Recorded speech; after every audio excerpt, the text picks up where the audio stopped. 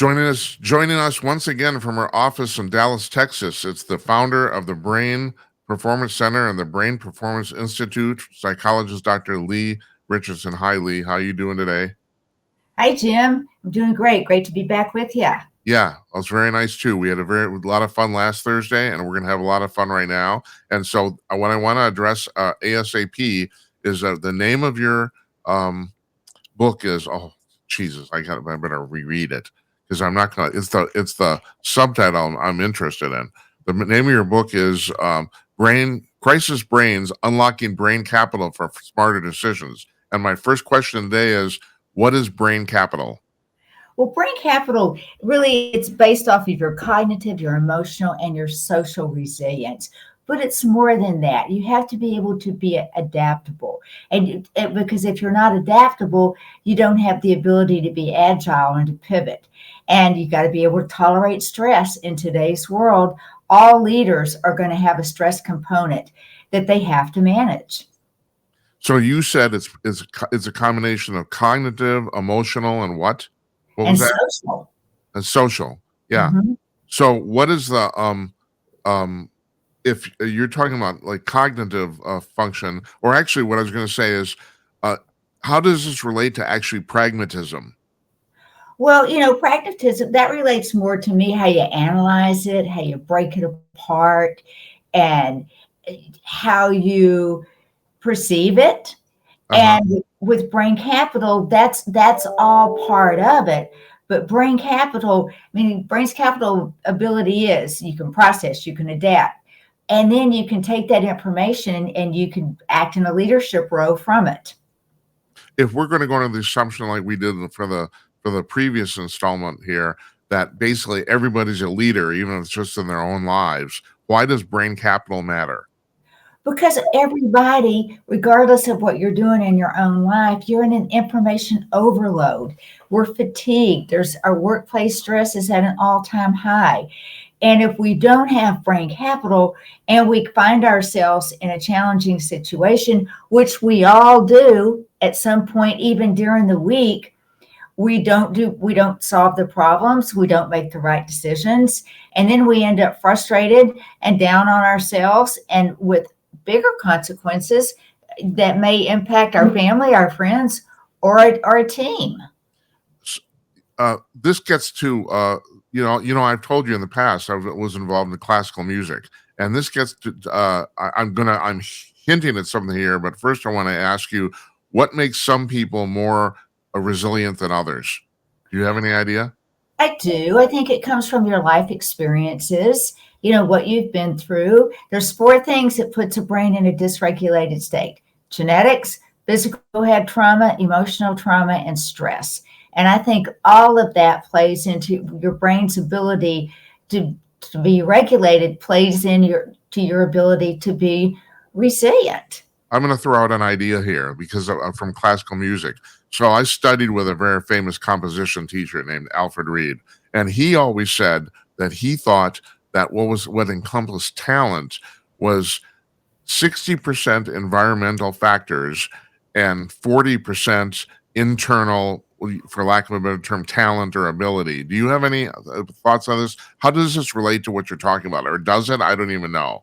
I'm Well, just I think it absolutely does because the environment that we're operating in influences the lifestyle choices that we have access to. And for someone, think back in the pandemic, COVID. I mean, supply chain, all the problems that we all had. Never in my life would I thought a roll of toilet paper would be the most valuable thing in the house. So the environment that you're operating. Holy. And next to that was a bottle of bleach. Who would have Yeah, known? yeah, You know, really. so I do think the environment that you're in plays very heavily into it. And then what's going on in your head always influences your ability to respond, whether or not you respond with impulsively or with thought. That's based on your internal matters. I have a theory that I'm going to share with you here, and you tell me if this is pertinent to the situation or not. I have this theory that everyone's life is made up of what I call episodes. And what I mean by an episode is basically some sort of negotiation. Like for most people, it's getting a job, right? You know, and I think some people's, uh, for lack of a better term, wisdom, or I think what you would call it emotional intelligence, is um, is partly based on how many of those things you go through. Because the thing, it's like everyone wants to think, well, everyone's the same, but the fact, especially, is when you get older, some people actually just do more living than others. I mean, I don't know how to put that. I mean, it's like I had lunch with my mother yesterday. She's 100 years old. Now she just moved in an assisted living facility, and she's not bragging here. I know she's right. She had to hide from the Nazis and all that sort of stuff. I mean, she's had a very, very interesting life. And she says that most of the people that she's around, they don't really do anything. And I mean, this is a really it's a touchy subject to talk about, because I'm not trying to insult any people here, but is there any credence to the fact that I'm talking about, that some people, especially as you get older, just end up doing more stuff than others? Oh, absolutely. I have clients walk in my office and, we'll be talking about, okay, last week you said you were going to do this and this. Well, Leigh, I'm 65 now. I just can't get as much done. And that's in their head. They have changed their expectations of themselves. And we get done what we think is important and what we want to get done. I think that some of us quit challenging ourselves, and some of us will continue to push ourselves. I hope I push myself till I'm 100. Yeah, well, that's what my mother does, and she says the same thing. And she's a great example for me, because I have to tell you, Leigh, I'm 69. I am physically, my metabolism is slowing down. It's tough. I mean, I could work 16, 20 hours a day 20 years ago. Now I'm really happy sitting watching television with my cat. I mean, I am. So, I mean, it's really, at this point, I'm actually fighting it, this is, now we're talking about me. This is terrible. But Jim, you represent a good portion of the population, and I think we all need to build resilience into our lives. And everybody's a leader, everybody needs to build resilience, because it's getting tougher and tougher, and we have more challenges today than we did 20 years ago. All right, in your book, you talk about the difference between trainable skills and innate abilities. What's the difference? Well, I mean, I think trainable skills are something that if you try hard enough, if you do your work, if you practice, you can learn. Innate abilities ties into what intuitively feels right for you. That feeds into your inner strengths. There are things that I know I'm really good at, and there are things that I'm not so good at. And it doesn't matter how long I practice or how hard I try to train myself, I'm never going to run a 5-minute mile. Right. Yeah, now this is really interesting too, because like I said, in classical music, there's the big debate, and I've dealt with a lot of musicians about the difference between learned ability and talent. There was a very famous study that was done about maybe 15, 20 years ago now, in Britain, of British concert pianists, and these people, the psychologists, they did a very detailed study of the work lives of these people, and they came to the conclusion that the only real difference in the level of success that someone had in their professional concert pianist career basically came down to the amount they practiced. They had that there was no, and I have to say, I have noticed this too. I don't know if there's any such thing as, I mean, you are right. Obviously, some people's personalities lead them to very quickly learn skills in certain areas. I mean, I don't think there's anything about that. But on the other hand, I'm actually starting to doubt whether, like, quote unquote talent actually exists. I don't know. That's like, I'm just talking, I guess. But you tell me. I think talent does exist, but I think talent plays into your motivation and your passion. Yeah. And Well, those are that's the other thing too. It seems like at the end of the day, the people who are most successful are the people who are basically most obsessed with what they're doing. Talking about motivation. I can't tell you how many people, Jim, asked me that question. What part of the brain does motivation come from? Could you turn that part on for me? Yeah. Well, do you And know? I don't know. Is there an answer to that question? I think it's a whole head, you know? Okay, that's good. Yeah. And then there's the thing about the difference between like in regular intelligence or analytical intelligence and emotional intelligence. And I know books have been written about emotional intelligence. There's that very famous series, what exactly is emotional intelligence? Well, I mean, intelligence, you're right, has become a big deal in the last decade. And it measures the ability to understand and manage emotions. And it's critical for team dynamics and communication. And it's interesting, Jim, because in my dissertation on decision making, situational awareness was a big factor. It was a reoccurring theme. And emotional intelligence is an essential component of situational awareness. Because, when you say situational awareness, you're thinking about what's going on around you physically and in the environment. But with emotional intelligence, you have the ability to recognize and understand. And instead of reacting, you manage those emotions, not only in yourself, but in others. So And is emotional intelligence based on personal experience too? Or the amount of it? well, and part of it, I think part of it's based on what's going on in your brain. How self-aware are you? How well do you understand your own emotions? And how socially aware are you? Are you aware of other people's emotions, of their body language? Are there social cues? And a lot of times, certain populations, like the autistic population, may be less adept at following social cues. They may not even recognize them. Yeah, but that's really interesting. I'm going to go on a tangent here, if you don't mind, talking about autistic people. Is that they might be bad at social stuff, but some of them are very, very good at other things.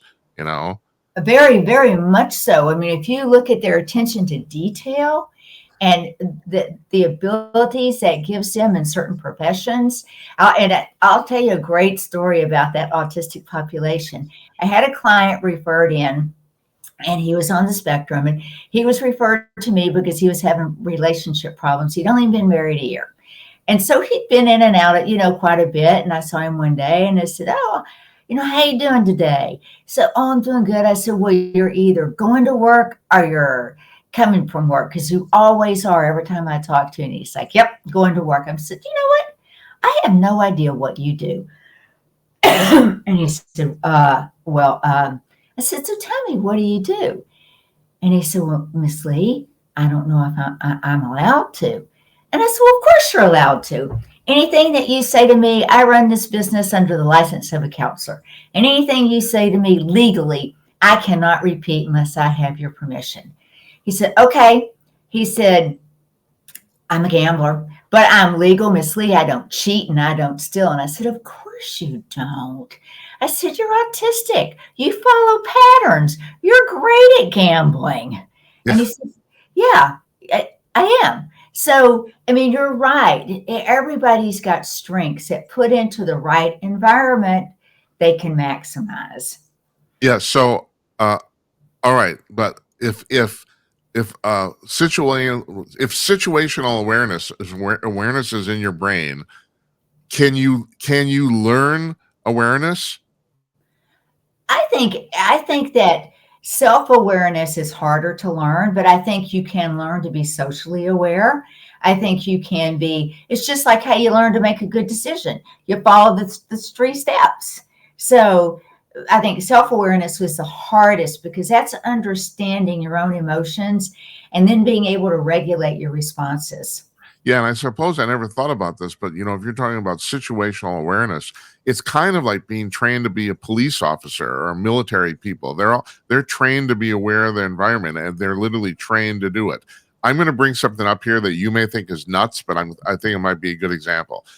There's a very famous thing. We do a lot of paranormal stuff on the show. There's a very famous thing that was run by the CIA in the 70s and 80s called Project Stargate, where they were trying to train people to do what's called remote viewing. Do you know what that concept is? It's when you literally can project your mind to another physical location and look around. Okay. Yeah, it's your own virtual reality. Yeah, but the thing is, what they've determined, and this is the part, I don't have any problem with it, with the ability to do that. The thing I have a hard time with is they say they've gotten to the point now where they can train anybody to do this. It's not real. In other words, it's like opera singing. Some people are better at it than others, but pretty much anybody can do it. That's what they say, and I have a very hard time with that concept. I really do. I've never projected my soul anywhere.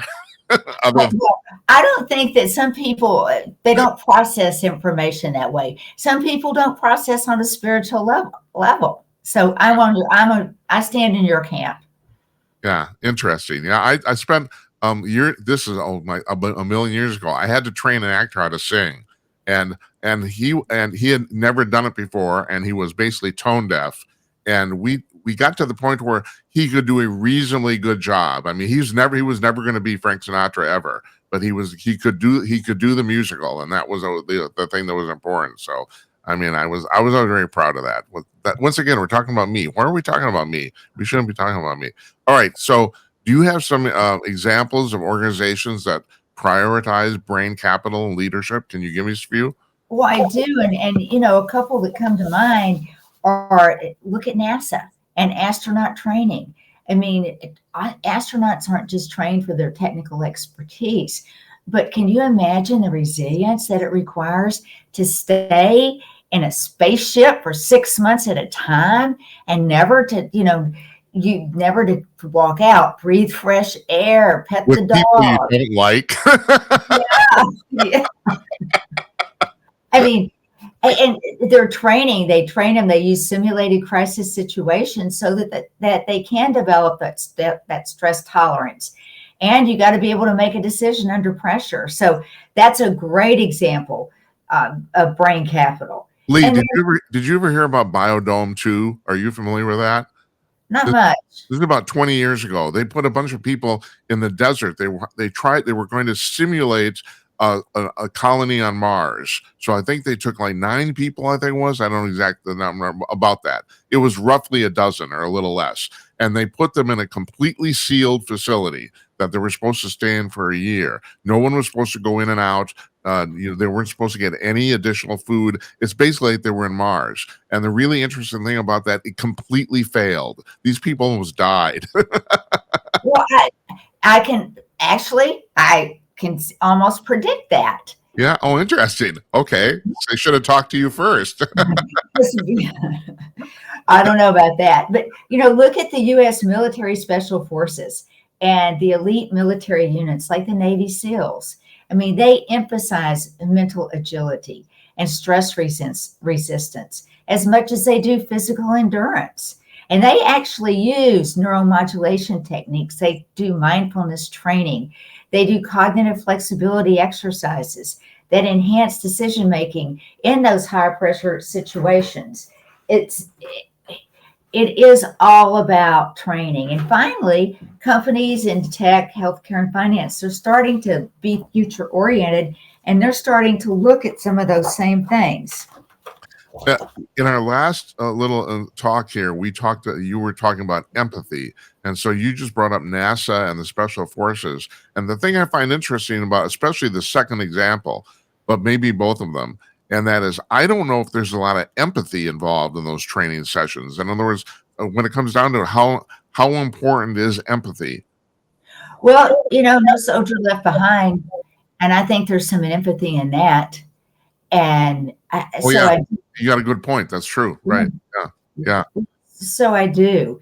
And I think that, brain capital, it starts with that emotional intelligence. And I think, corporations and businesses, they're a lot better at that emotional intelligence than they are brain capital. But, when you think about a company and I love women leaders, and there's 2 women leaders, and I'm not a real big football fan, but I always am interested in women leaders. And Serena Wegman and Emma Hayes, they're 2 of the most influential figures in women's football coaching today. They both are known for their exceptional leadership qualities, and they both are very successful. Serena is a Dutch football manager, And Emma is a renowned English football manager. Yeah, So we should point out you're talking about association football or soccer, not American yes, football, right? yes, I am. Yes.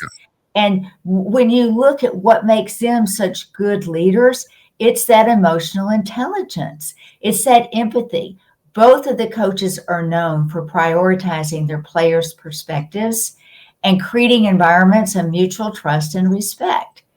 They also both are known for their communication, clear and honest communication. They make sure everybody knows what the expectations are and that people feel valued, that they can meet those expectations. They have the adaptability to adapt their strategies to meet the needs of their teams. That is a great example of emotional intelligence. It is.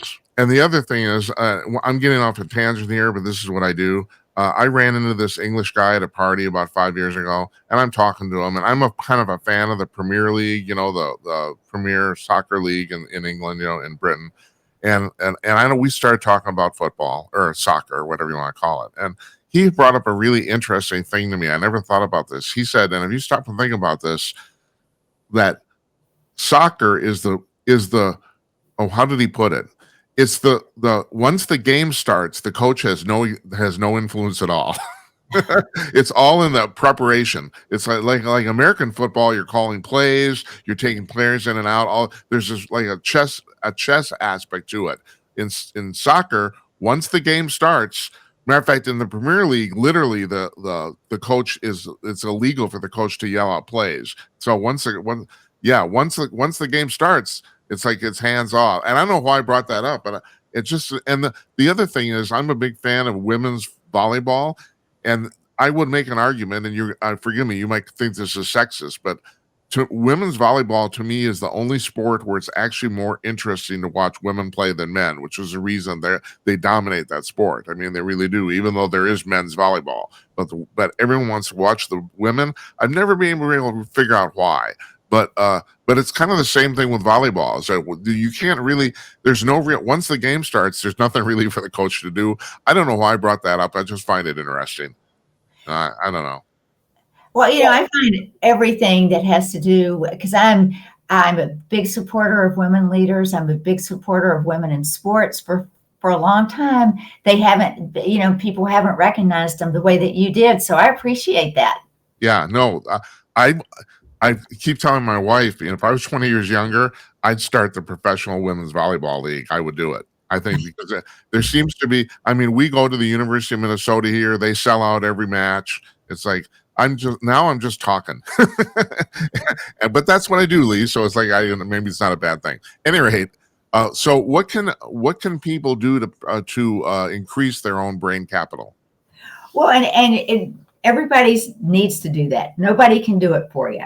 And I think that you have to think about number one. We've talked a lot about resilience, how you strengthen your resilience, and that comes a lot from paying attention to how do you become more cognitively flexible. Because some people, it's my way or the highway, and that does not doesn't build resilience. It doesn't build adaptability. It doesn't build much of anything.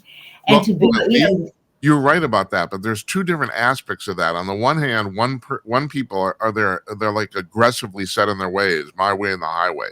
Other people have a hard time with resilience just because of fear. They just they can't wrap their. So what's the difference between those two people? What's the difference between that?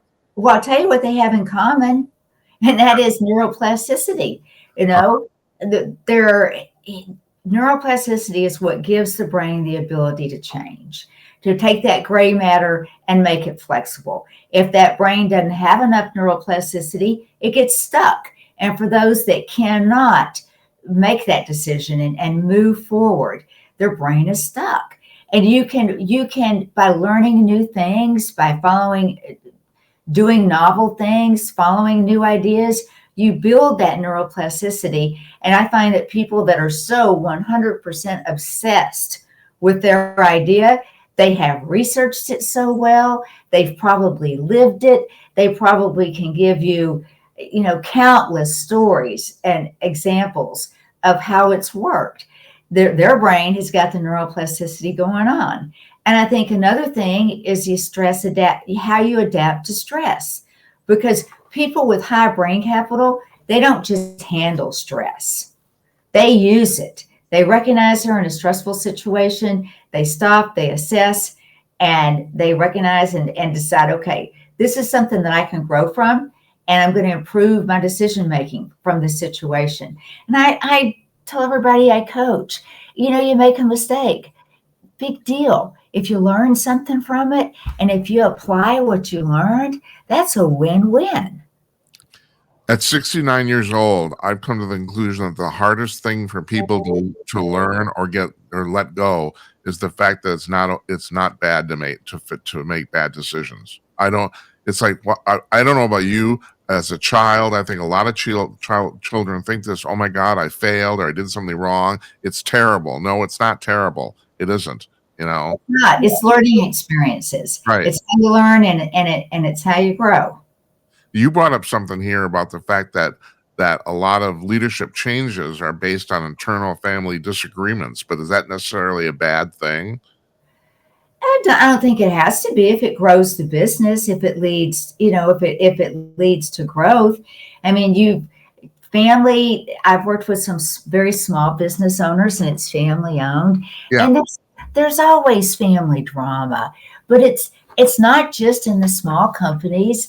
If you look at Estee Lauder, the cosmetics, huge, it's a global leader in beauty and cosmetics, and they've had a little family drama in the last 6 months. And I don't know if you're familiar with the company, but they're family owned, started by Estee Lauder and her husband. And all the family was so committed that it was a strength. It was a source of strength, but it was also made it pretty dynamic and complex internally. And when Jane, the granddaughter, last September wrote a letter to select board members saying that her cousin William's leadership wasn't up to par and he needed to be removed, that created some strong family trauma. And then in October, Jane resigned and William resigned. How'd they get through that? How did they save face? How did they not lose their reputation? And that was because of a person on their team, Meredith Webster. She was the executive VP of global communications and public affairs. And she guided the company through the transition for leadership. And she did that by being empathetic, by communicating very transparently. She used her emotional intelligence, and she was adaptable. So when you look at, whether it's a small family or a large family, it can be hard, and that emotional intelligence becomes even more important than it does when it's a third party. Well, there's another thing too, and that is I'm sitting here talking about the fact that people succeed because they're obsessed. But here you have an example. What was that woman's name? Wilson Meredith. What was her name? Meredith Webster. Webster. Mhm. You have an idea where you have basically an outsider who's come in, and the one thing about being an outsider is that you have a kind of a dispassionate and casual overview of what's going on that people who are actually in it necessarily kind of sometimes lose. So I guess in some ways I'm contradicting myself, but I mean that's her strength there, right? Absolutely. I mean, she had the big picture in her mind. What's important? Our corporate reputation. And that's where she operated from. Yeah. Now, just out of this series, you've come on the show, and one of my things that we talk about regularly is loneliness and Yep. talking about internal family disagreements. Some why do this is my beef on this.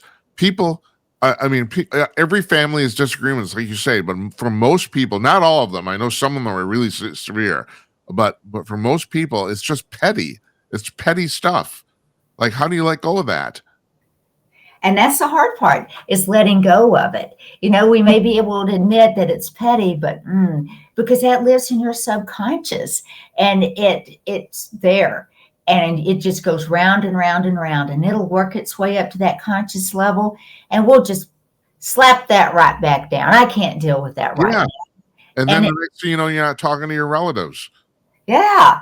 And then after 20 years, you realize, I've missed a lot. I've missed a lot of what's going on in my family. I haven't participated. I didn't go to the last wedding. Wasn't there for my grandpa before he died. And you recognize that was a big mistake. And people make these mistakes every day. So how do we stop? How can we talk people into not making these mistakes? And I've worked with clients that grandpa missing being with their grandfather before they died as recently. And it came down to that there was something that had happened in the family, but the person, forgiveness was involved. Something had happened, and the person needed to forgive themselves, not blaming everybody else and forgive others, but forgive themselves. And sometimes, you know, I'll forgive a lot of people before I'll forgive myself. So I think that comes into play, and that comes into play into to being able to accept yourself and recognize we all have strengths and we all have weaknesses. Leigh, is that tied to the same thing about accepting failure or accepting the fact you're wrong? Is it the same thing? I think there's an overlap there, because if you can't accept the fact that you're wrong, and it depends on your perspective, you don't have to always be right. Sometimes you take one for the team. Yeah, that's interesting. All right, let's summarize all this. What are we talking about today? This brain capital thing. Well, I think that, brain capital, everybody can develop it. And those that do, it's a hidden asset, but it what puts you at the top. You're at the top of your game.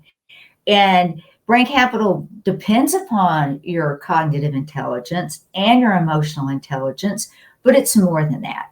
It's about the resilience, the adaptability, and the agility.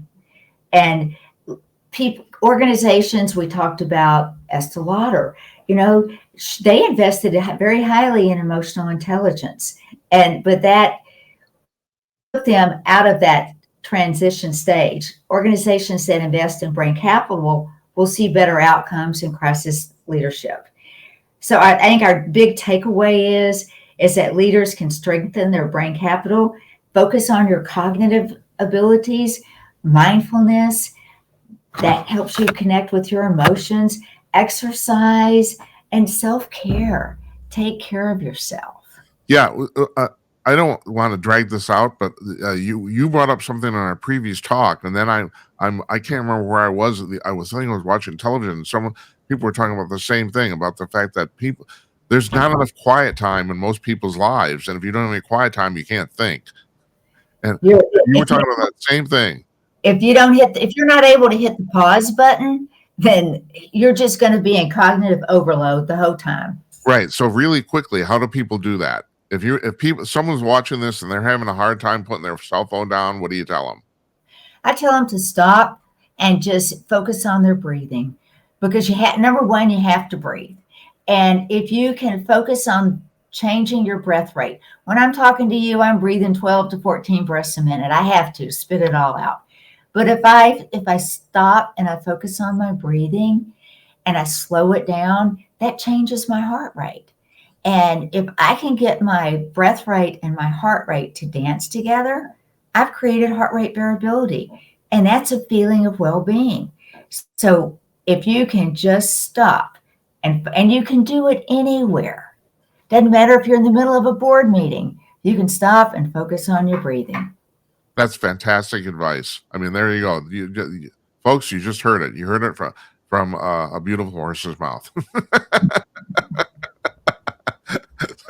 I don't know if I meant that as a compliment. I hope it came off that way.